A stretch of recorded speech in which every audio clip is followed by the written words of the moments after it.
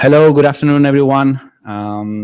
Welcome, please be very welcome to our first commercial webinar here at Libelium.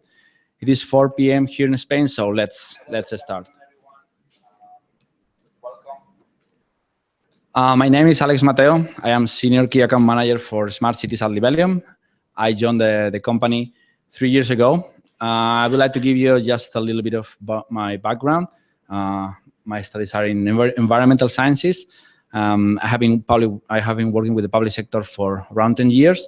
I'm telling you this because maybe there are some technical questions that maybe I don't have the proper answer. If I don't reply them during the session, I will come back to you with a more proper answer, reply by our telco and hardware engineers. Let me explain the structure of this presentation. First of all, I will show you some brief numbers about Libelium so you can know who we are. I will explain also Libelium's technology. I think it's quite important to understand what we can do because you will be able to understand much better all the performance of the devices that we can offer and also the potential constraint that you can find in a real potential smart city deployment. After that, I will mention several case studies, real projects for smart cities. I will mention also some challenges that you might find when you start working on a smart city project. And finally, we will have some access to live platforms, so we will see real-time data in different parts of the world, thanks to our partners that gave us some access to these platforms. Finally, I will be replying some questions during the chat, during the webinar. You can ask some questions. Okay, I have a couple of my colleagues here. They will be replying some immediate questions that have fast answers, such as links to technical guides and things like that. And in the meantime, they will be gathering some important questions that we will treat by the end of the session regarding smart city deployments. If you don't want to take notes, this presentation will be available through a link in the following days. Our marketing department will work on that. Finally, the presentation, the webinar, is being recorded, so it will be accessible in our Libelium channel at YouTube. And finally, just to make clear, all the presentation will be in English. Having said that, let's start. So Libelium was founded 11 years ago, 2006. We started as a spin-off of the University of Zaragoza. Our revenue is around 5 million euros last year. We have been growing between 20 and 30% for the last 5 years. We have customers in more than 120 countries. Approximately 90% of our revenue is international. Our first customer is the United States. And we have right now 39 distributors in every part of the world. We have in America, Europe, Asia, Africa, and also Australia and Pacific. My colleagues at the chat, they will provide a link to our ecosystem where you will be able to check our distributors. It's an option to our partners, to our customers, to work directly with us. We work with very urgent shipping, so we can ship devices to Europe in 1 day, to the United States in 3 days. So it's up to you. If you are in a certain country and you have a distributor, you can work with them, you can work with us. It's up to you, the way you prefer. So what do we do at Libelium? We design and we manufacture hardware for Internet of Things and smart city applications. We consider that it is possible to monitor every parameter in a city.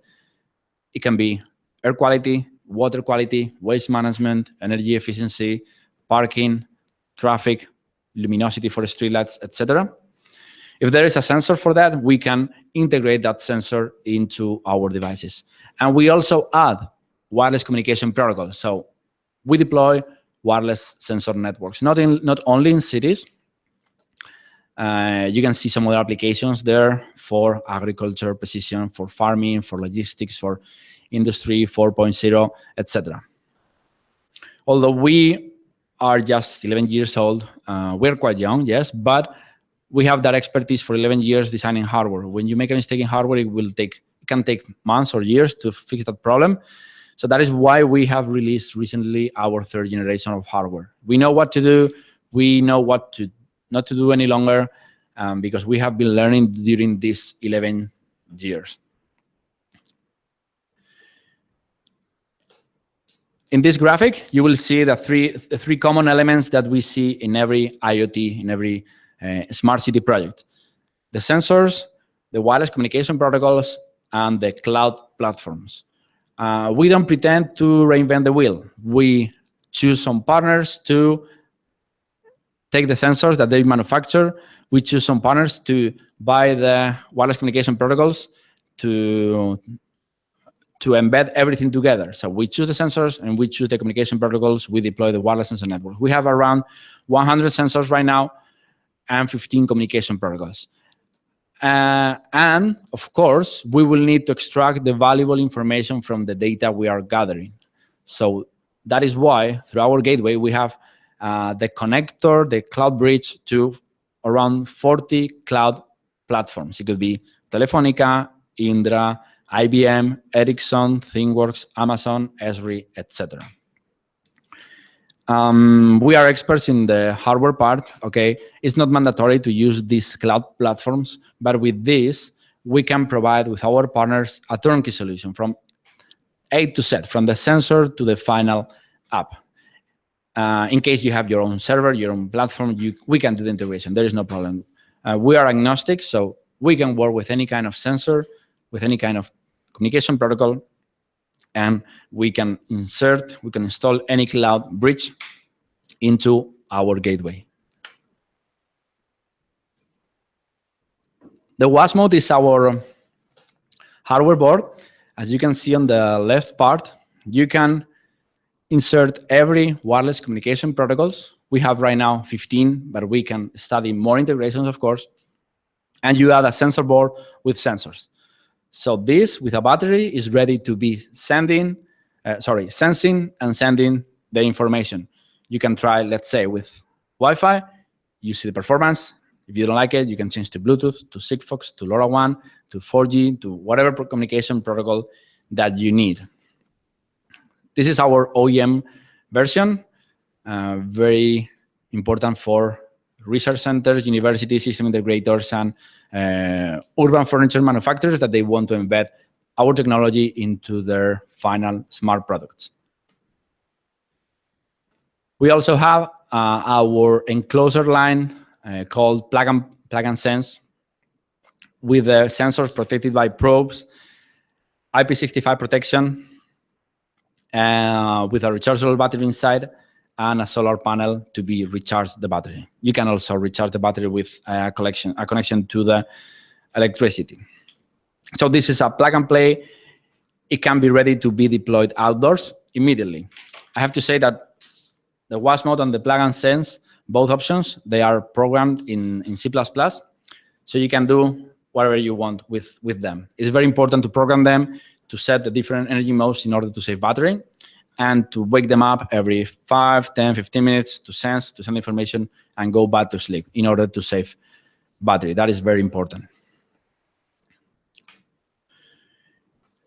I would like to mention just very quickly the different models that we have. The WAS mode, our hardware board, it will be the common project in every device that we have. But depending on the sensors and the applications, we will choose one model or another. As you can see on the picture, we have devices for air quality, for agriculture, for water monitoring. For water, we have physical parameters. We have chemical ions as well. Other parameters, including particulate matter and noise for cities, parking, released last year, parameters for security, and also for acting on other devices. You will be able to see with more detail the different models that we have. And at the end, we will also provide a link to our contact form where you will be able to download the catalog. One common question that we receive from our partners is, when do I need the gateway? Okay, so in the picture, you can see some nodes transmitting in Wi-Fi, and some other nodes with the red waves transmitting in other kind of radio frequencies, okay? 102.15.4, 900 megahertz, A68 megahertz. So you can create these wireless sensor networks, transmitting all the information to the gateway, and from the gateway you can extract the information using or 4G or Ethernet cable, okay? The only constraint that we see here is that you need to provide permanent current or electricity to the gateway. Okay, it's a very powerful machine, so it cannot work with batteries. I have to say that the 4G module has a fallback feature, so in case there is no 4G, you will be able to use the 3G, and in case there is no 3G, you will be able to connect to 2G. Okay, so this is a typical architecture that we offer with our sensors. And of course, as I said before, in this gateway, you will be able to connect to these 40 cloud connectors that we mentioned before. And we will show you in real time a gateway and all the cloud connectors that it can offer. There might be some other projects that you might not need the gateway. Why? Because maybe we are working with low power wide area networks. On the left side, you can see Sigfox and LoRaWAN gateways. If you want to work with Sigfox, you need to talk to them, or with their Sigfox operators in every country. Okay, our nodes will be transmitting to the base station, and then Libelium loses control of the data. You need to talk to them. The same with LoRaWAN. We don't manufacture our LoRaWAN gateways, although we have just started reselling some of them. And from there, we lose control of the data. You need to talk to the LoRaWAN cloud servers. The same with 4G. We are not a telco. We are not a carrier. So all the information that you send, it will be sent to your, to the base stations from the telco that you have in your country. And from there, you need to take the information. And finally, if you are using Wi-Fi, you can connect to the gateway, to our Meslium gateway, or you can use a standard router that you have at your house. Maybe in certain projects when you don't have the proper financing resolved, if you have already a data acquisition network deployed, let's say Wi-Fi, use it, okay? Maybe you need the approval from the decision maker, start step by step, use what you have. If you have Wi-Fi, use it. Show the capabilities of the network, and maybe in the future you will be able to upgrade that acquisition network. But don't start building parallel different data acquisition networks since the beginning. So let's go to the real smart city applications. For instance, it is possible to monitor the level of the garbage in bins, in containers. So for the city, it's very important. They will be able to save a lot of money and fuel if they redesign the collection routes before the collection truck leaves the facilities. Regarding water quality, we can detect physical parameters and chemical ions in water upstream a city, downstream a factory, downstream an industrial park. What we do is we don't pretend to replace laboratories, okay? The laboratories, they will have their 100% accuracy. What we pretend to do is create early warning systems. When there's a pollution problem in a city or in a river, we see the problem like 16 hours later, okay? But if we have a network of devices monitoring the water quality every 5 kilometers, every 5 minutes, we will be able to determine where the pollution event took place and where, and we can look for responsibles. And in those 5 minutes, if we detect that something is wrong, we can send a technical guy to take a sample, go to the lab, and provide analytics to that sample, but in 1 hour instead of 8 or 16. I will talk about accuracy later. The same with air quality. We have sensors to monitor O3, NO2, NO, CO, CO2, particulate matter, methane, SO2, etc. We have around 15 of these sensors. I forgot to say that we publish every technical guide about every communication protocol, and you will be able to see the characteristics, the specifications of the sensors that we have integrated. In case we don't match your requirements, we can study a parallel integration. And finally, I have to say that our gateway mainstream can have a scanner function to detect Wi-Fi and Bluetooth devices with these signals on. So it is possible to detect the MAC address of these devices. We will detect it in an anonymous way, so we don't know who owns that smartphone. You can see that it could be, we could detect smartphones, laptops, tablets, hands-free from cars, and we will be seeing a real-time data demo later.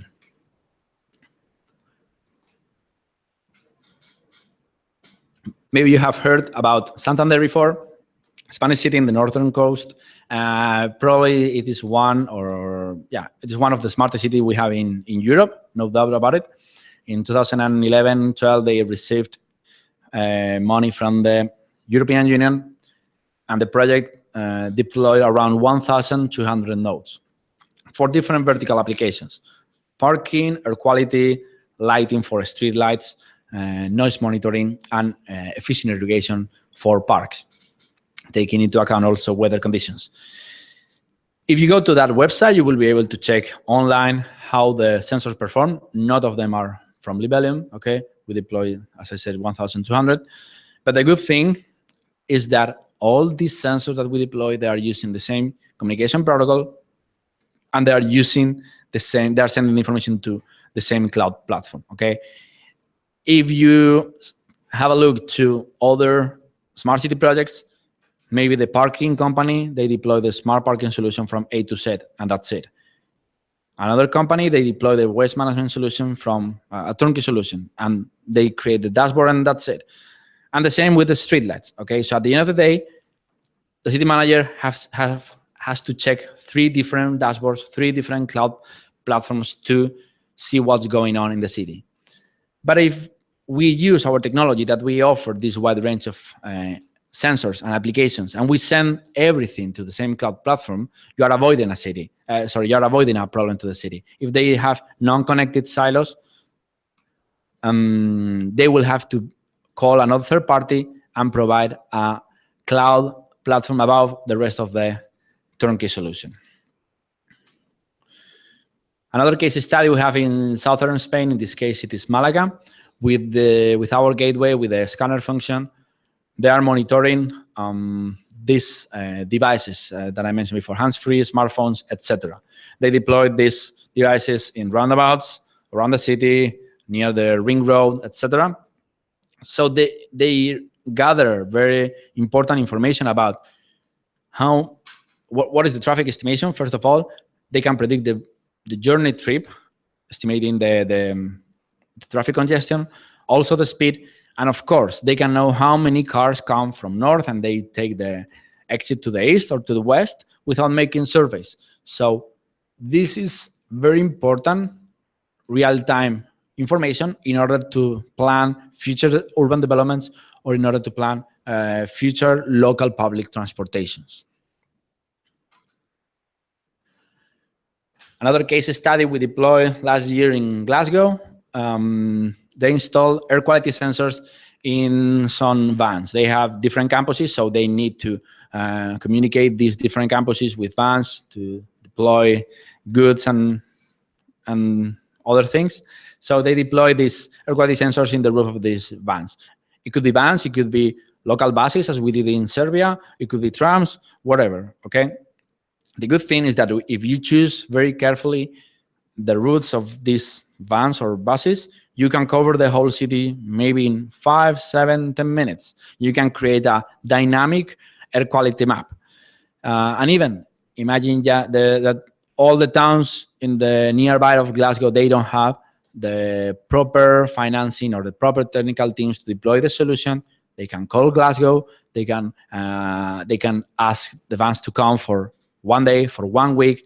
So it's not necessary to deploy in all these towns at the same time. Finally, I would like to mention other case study also in the UK with a company called Mayflower. This company deployed a lot of streetlight controllers several years ago using Zigbee communication protocol. As they were using Zigbee, they said, okay, we want to sends other information. So they call us, and we used our plug and sense devices with CB communication. And in this case, they are monitoring road conditions, temperature, etc.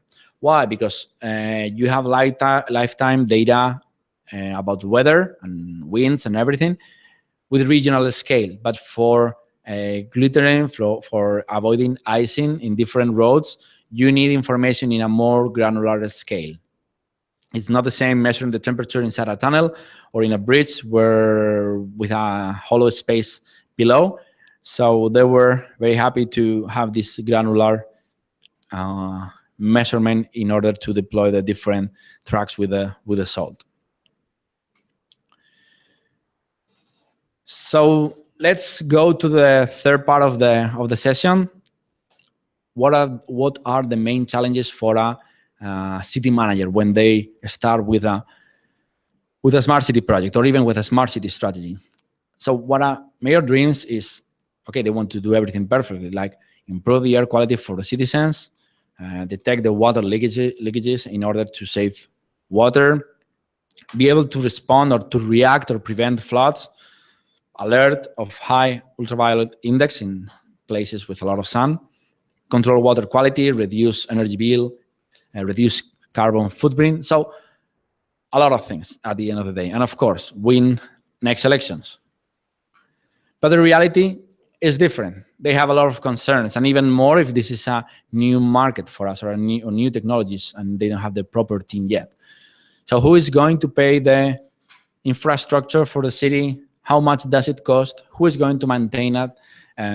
Who is going to support it? Who will own the data? The data will be accurate enough? Is the data secured? Is everybody in my municipality willing to cooperate? Will I be able to reprogram the nodes? What happens with the legacy systems? Different departments in the city, they have been gathering data for years. So they need to provide analytics to this data, of course. And what if they want to scale the project up? So we are going to go step by step to all of these challenges that the city manager will find. First of all, regarding financing, which is quite important, I would strongly recommend you to have a look to this Smart Cities Financing Guide released by the Smart Cities Council. As far as I remember, I think you can download it from their website. So they talk about 28 different financing tools for smart city projects. There are many ways to find the proper funding for these projects. It will be different in different continents. If you are in America, in Europe, you have many tools such as H2020, FP7, Interreg, Elena funds. So there are many ways. Also, green bonds coming from banks or payback using the savings from the first year to be able to invest in the second year. So my advice is, it is not possible to become the smartest city in one day, not even in 1 week or in 1 year or in 5 years. So I would recommend to go step by step. First of all, you need to have a smart city strategy, planning your future development in ICT for the next 10, 15, 20 years. This strategy must have the support, must have a clear mandate from the city manager. And it doesn't matter who or what political party we have in charge of the city council. This strategy does not depend on them. It has to depend on the city. This strategy has also to become very flexible in order to change very quickly, taking into account new technologies and the new demands that some citizens can have. Accuracy. This is a very common question that we receive from different stakeholders in smart city projects, and I will try to do my best in order to reply that.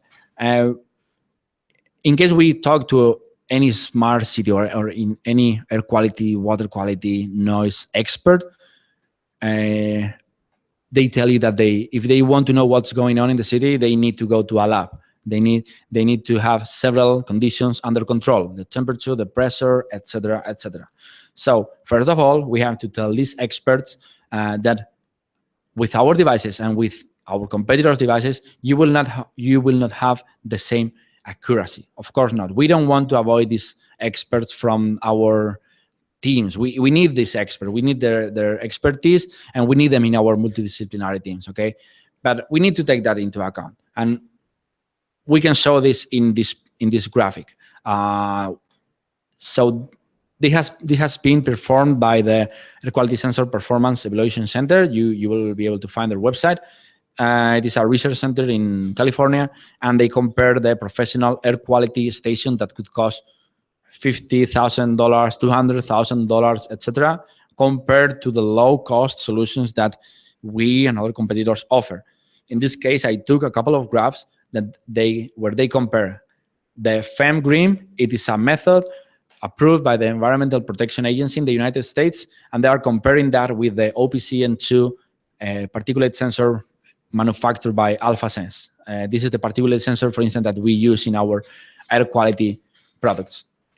As you can see on the left part, we have two very good things and we have bad things. First of all, as you can see, the unit in yellow, it didn't work well. Okay, but it's good that we know that maybe there are some devices that they don't work. We can call the supplier and demand a better devices. We can demand the replacement of that. So we see that the FEM, the green method, here in red, you can see that it represents the changes in the concentration of the particulates in PM1 in this case. And as you can see, the other units, the low-cost units, they show the same behavior, okay, with perfect accuracy. If we compare that, we have a correlation of 0.99. It is almost 1. It is almost perfect. So I have seen reports of that where the R square is 0.0, so it's like rolling a dice. But in this case, we have a perfect correlation, and we know that these devices measure well. We have this exception, it didn't work very well, and we also have this gap, okay, between the reality and what these sensors measure. They overestimate the measurement, but we know it, and we can correct this on the software on the cloud level. I have a very similar graph from the same research center where, again, the R square is 0.99, so the correlation is almost perfect. Again, this yellow unit, it didn't measure very well. And as you can see, in this case, they are comparing with two federal methods, the GRIM and the APS, in purple, which is even more expensive. But you can see that the correlation, all the peaks are almost perfect. And in case there is some overestimation, we can correct it again.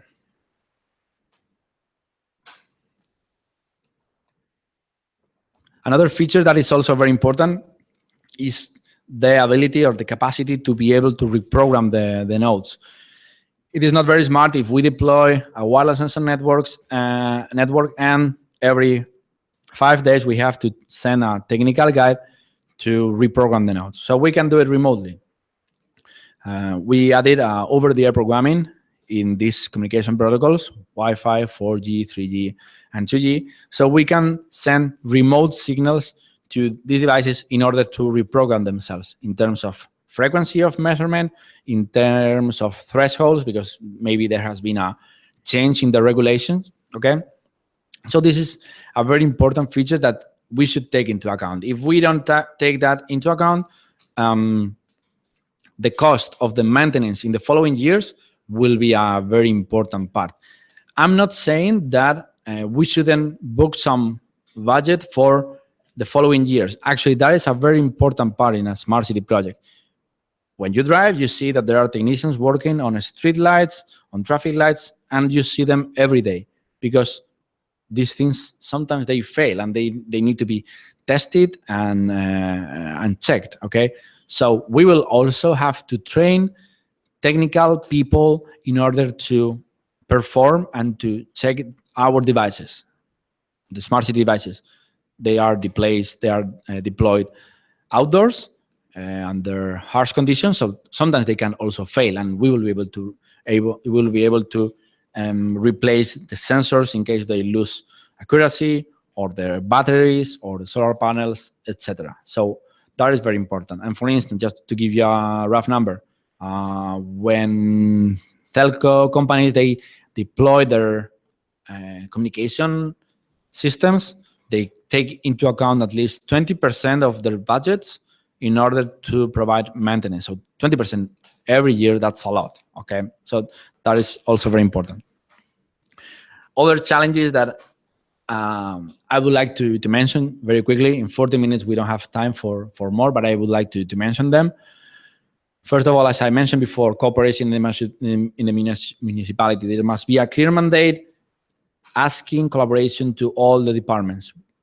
Some departments are jealous to share the information because they are thinking, okay, maybe if they realize that I wasn't efficient in my department, they fire me. We are not here to fire anybody. We are here to become more efficient, providing services to the city. So we need to involve every city department when planning the smart city strategy. If we don't do that, we will have additional problems when we release tenders, because they will not take into account other departments.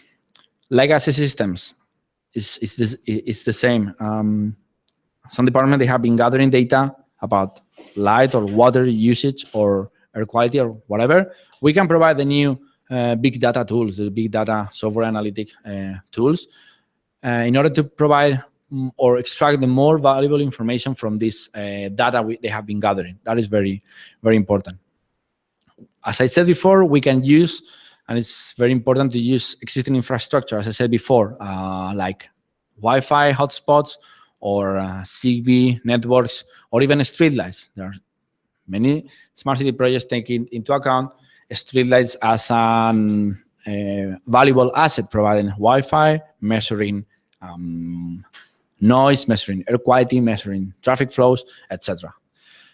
Interoperability, as I said before, there are many cities with many non-connected silos. There was one case here in Europe, I will not mention the capital, but they have 160-something non-connected silos. When they realized, they said, come on, we need to connect this and be able to see the correlation between the different problems. If you have a problem in parking occupancy, maybe you have a problem in traffic, and you have a problem with noise, and you have a problem with air quality and with health. So we need to be able to correlate this information, and not only in the city, also together with the surrounding cities, to provide analytics to that ecosystem with a holistic approach. Legal constraints, it's very important. We need to know what data we can analyze. If it is energy or water bills, we need to have the permit from the users. And what we are going to do with the data, of course, if it is for, study traffic in the city, or we are gathering MAC addresses from the citizens, we need to explain why we are doing that. And if we do it in a nice way and we explain the benefits we are gathering, we are trying to get for them in an anonymous way, as I said before, I think we will have the endorsement from the citizens. Lack of standardization, that is true. There are several standards right now, like ISO 37120 from the World Council on City Data in Toronto. We have the BSI, the British Standard Institute in the UK. And also we have AENOR here in Spain. They are doing a great job in terms of smart cities, regulation, in terms of standards for smart unit destinations. So like, in this case, Spain is doing a great job. And I would like to finish with the key player, which is the system integrator. Finally, system integrator is the player that makes everything work. It will take our devices, the rest of the devices, the cloud platform, they will connect everything, they will connect to the legacy systems, and they will make it work. Okay, so I see them as very important key players in every smart city project. And it's very important to have a good system integrator in your projects so they can realize in case there is a missing gap in a project or in a tender. If you don't find a missing gap in the tender, you are leaving the problem to the city, and the city will not be happy with the results. And finally, just to finish, I would like to mention the next webinar we'll hosting in the following weeks. We'll have one about agriculture with one of my colleagues in a couple of weeks.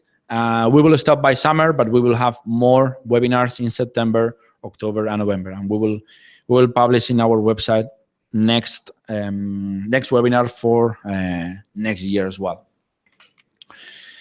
Thanks for joining the webinar. If you want to stay tuned, well, I guess you are already subscribed to our newsletter. If you are not, please do it in our website.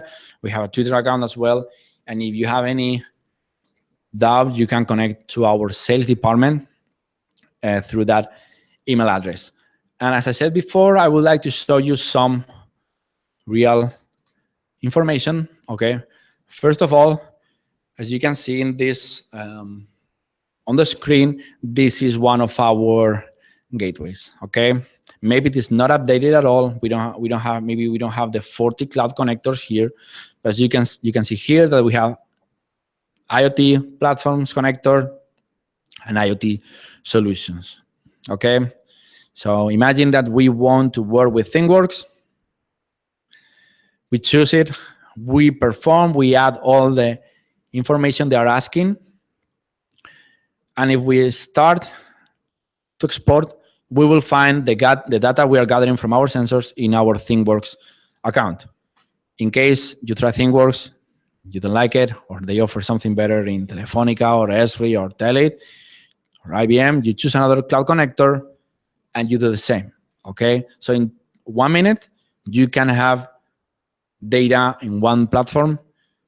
If you don't like it, you can move to other platform very, very quickly. That is very important for city managers because sometimes they don't want to sign a long-term contract with a potential partner. So they have this ability to change from one to another, or try at least several of them. I would like to show you a couple of, well, actually 4 demos that we have right now working. This one is, let me show you this video. It's in this mansion that belongs to our partner called Spark Compass, Rosecroft in San Diego, in California. So we have several devices installed here. As you can see here, we have some air quality devices. Here you can see on the left part of the screen, monitoring different parameters such as CO2, NO2, etc. And we also have some agriculture devices monitoring soil conditions, weather conditions, and also some characteristics from the plant, such as the trunk diameter or the fruit diameter. Okay. If we go to the real-time data, you can see that we can see in real time these values about air quality: ozone, carbon monoxide, carbon dioxide, nitrogen dioxide, etc. Okay, so this is very important in order to warn people in case there is a air quality pollution in the nearby, so we can warn people, and we can estimate our air quality index with 4 of these sensors and warn people against these peak events, mainly elderly people, children, and people with asthma. Again, with this agriculture sensor, we can gather wind speed, wind direction, atmospheric pressure, and some other parameters that they are very, very interesting for plants, okay, and for agriculture exploitation, soil moisture, etc. But my colleague Anna will talk about these parameters and about agriculture applications in the next webinar. And the final step we need to do with this partner is to connect this to wearables. Okay, we are working on that, and to inform people in case they are running and they have a wearable, checking their conditions, their heart rate, and everything. In case there is a pollution event, we can warn them. Okay, in case there is something going wrong. I will also like to mention another partner we have in Slovenia called Smarties. They have a very interesting smart city platform not only for not only like the rest of the cloud platforms that we see every day. They add a governance part, a voice part, so people can complain about if something is going wrong with a streetlight, with the road, etc. The city manager, they can share budgets as well, so people can vote where they want to devote resources to build a new school or whatever it is needed. And they also calculate key performance indicators, KPI. It's very important when you start working on a city or in a construction work or whatever. You can measure what's going on and you can create indicators. You take that part of the environment with certain conditions. You can calculate an indicator. You can calculate the same indicators during the construction phase, and also when you leave, when you finish your works, you can say the agency in charge of water or quality, look, I left the same environment with the same conditions or with similar conditions. Okay. So in this case, here they are measuring noise in a shopping center in Ljubljana, which is one of the largest shopping centers that we have in Europe.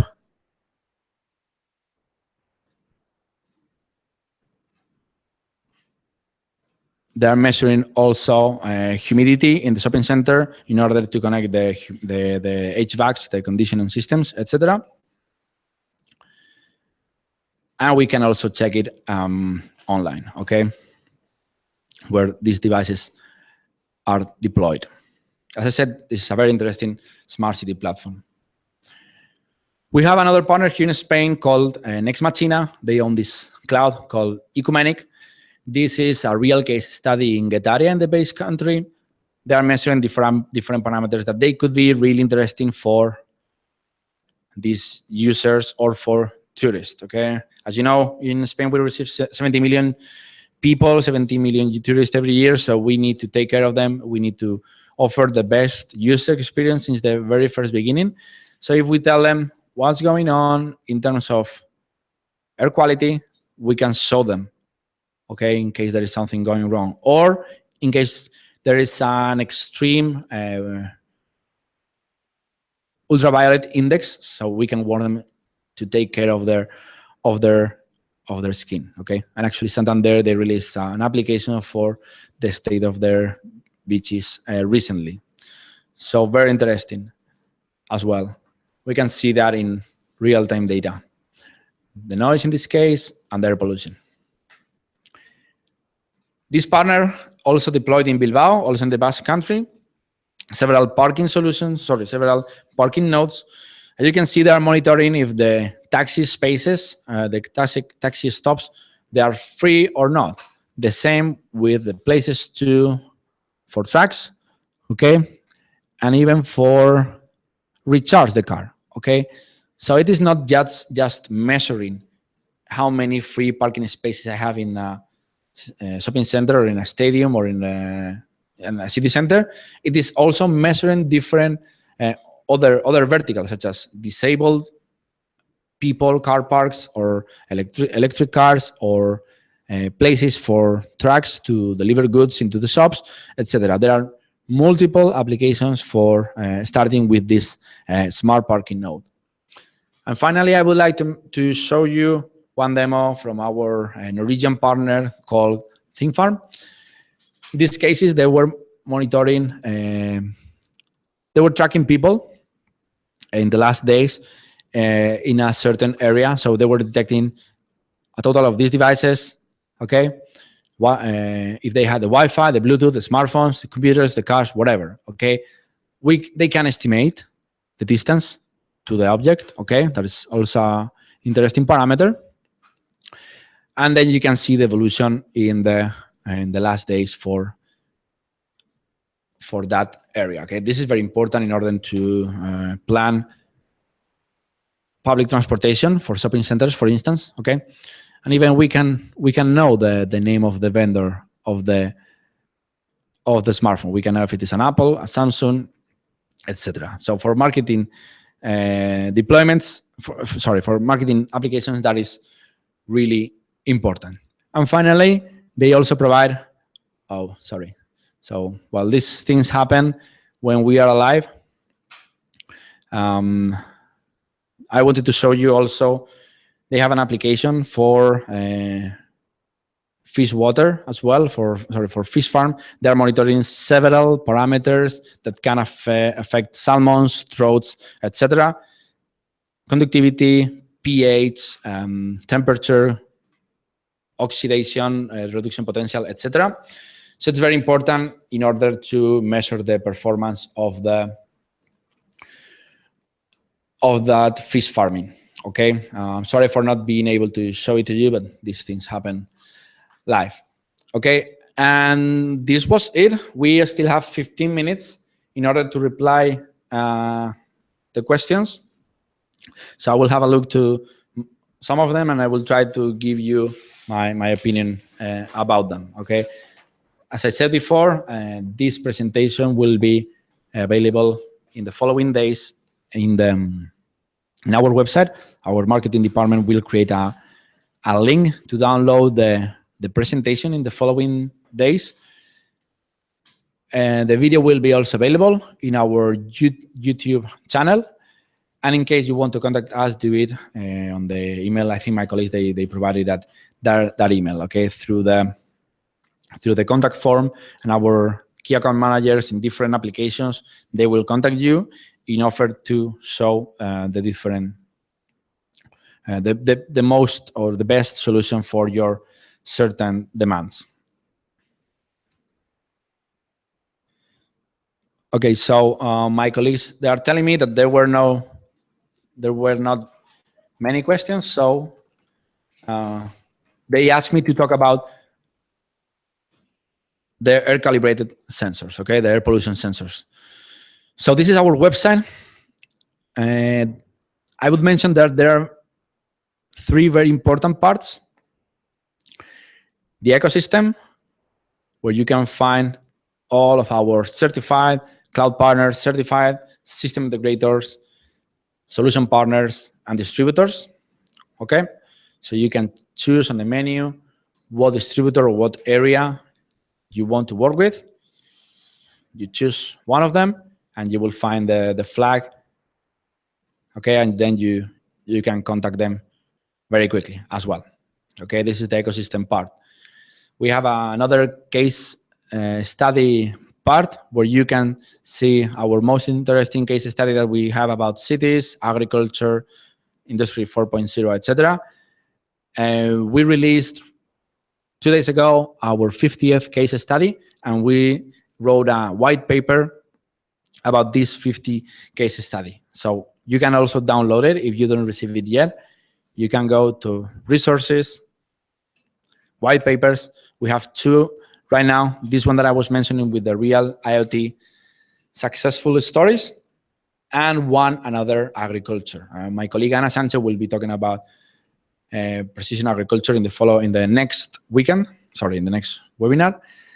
And we have a white paper. It is a very important endorsement for us because we received the endorsement from the academia, from the university. So if you want to check all the characteristics of our technology, you go to development, and you will be able to check WAS mode, plug and sense. These parts are pretty much the same, and the Meslium, okay? Let's go to the WAS mode, for instance.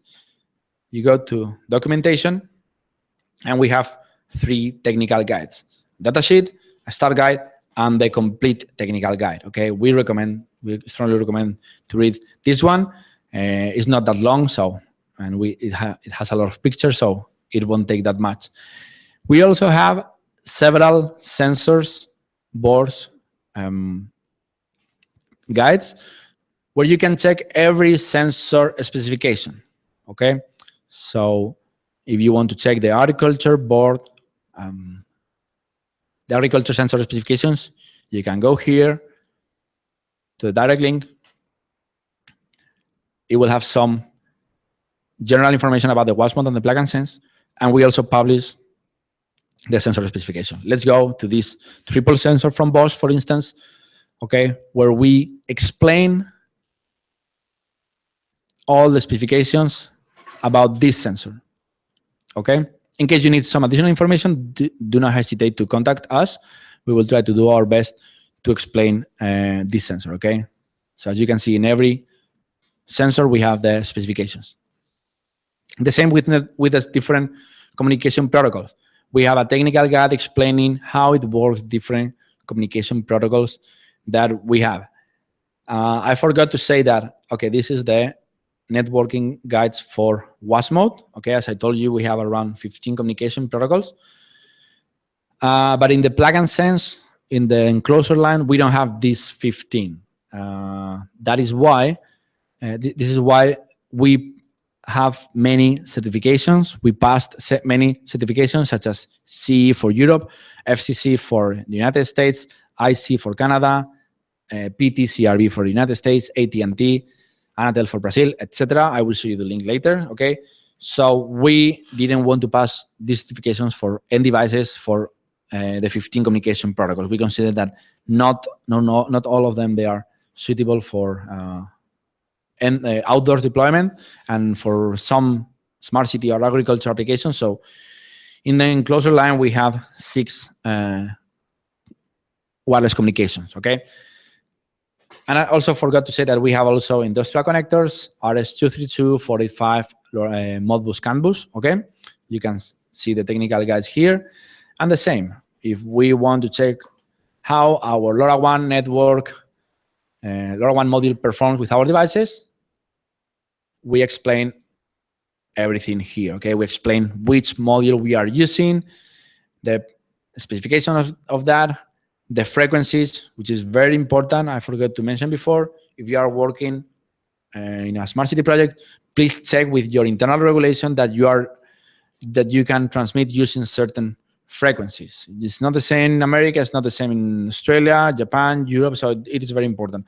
We know many of them, 90-95% of the cases, we can reply those questions, but we strongly recommend that you check them with your Ministry of Telecommunications or your Ministry of Industry. We also have some guides to help you programming. As I said before, they are programmed in C++. So we have several guides explaining those features as well. You can also download the APIs and the SDKs for Windows, Linux, and Apple. Okay, this is very important. This is crucial to upload the code to the node. We strongly recommend that you test the performance of the devices at the office or before the deployment, so you can check the performance of the battery, the solar panel, the sensors, etc. Always before the real deployment. And of course, we have also 400 examples about how to program these nodes. For instance, we set the time from GPS, so you can check the real code that you can type and the output you will get if you have one of our devices. As I said before, we have 400 examples of these examples, okay? So maybe we don't have the proper code for you, but I'm pretty sure you will be able to copy and paste part of these codes. Plug and sense, I'm not going to explain that because it's pretty much the same than the WAS mode. And the Libelium, we also have a technical guide, quite extensive, so you can check the specifications of our concentrator. I will go to the plug and sense for just to check the calibrated sensors, okay? If you go to our sensors guide, it is a guide that gathers all the sensors that we have and all the specifications, okay? So we used to have a non-calibrated sensor line, but we discontinued it because we consider that we should provide a very high accuracy to the cities, okay? So please, if you are looking for a real deployment, don't choose this one, the smart environment, okay? And choose the Smart Environment Pro. You were asking about the performance of these sensors. So we can go, as before, sensor after sensor, checking all the specifications of every of them, okay? We work with electrochemical sensors, okay? That is very important because the sensor manufacturers, they recommend to replace this sensor every 6 to 12 months, okay? Because they have some drift, okay? They lose these electrochemical properties with time. So every 6 to 12 months, it is strongly recommendable to replace these sensors. They will keep working, of course, but instead of measuring 100 ppm, maybe they measure 105. So that is very important to tell the city manager that we need recurrent budget for the following years in order to replace these sensors, okay? Our CO2 sensor is optical, so it doesn't have this problem as the electrochemical ones. And also the particulate matter, the dust sensor that can measure PM1, PM2.5, PM10 particles, it is a laser sensor, okay? So it doesn't have this electrochemical properties problem either, okay? So that was it. Thank you very much for joining this webinar. I would be more than happy to continue talking about smart cities for hours, but this is it. I hope you like it. As I said before, we will be having some webinars about other applications, and there will be also more about smart cities. We wanted to do this first webinar as a general introduction of the technology and the general introduction of the smart cities projects. But we will have partners in the following webinars, and for the next smart cities webinar, I'm not sure when it will take place. For sure, we will have some other partners that will take place, that they will share with us their knowledge, their platform, and their expertise in certain verticals. We invited 4 here: Spark Compass, ThingFarm, Smarties, and Next Machina. Thank to all of them for sharing with us their cloud platforms, okay? If you need an introduction to them as well, just please let us know. We will introduce them. 4 of them, they work really, really well. And we are working together in many projects in Spain, in Eastern country, in the US, in the Nordic countries, etc. So again, thank you very much. I hope to see you back soon. And in case you have any doubt, just please send us an email. Bye-bye.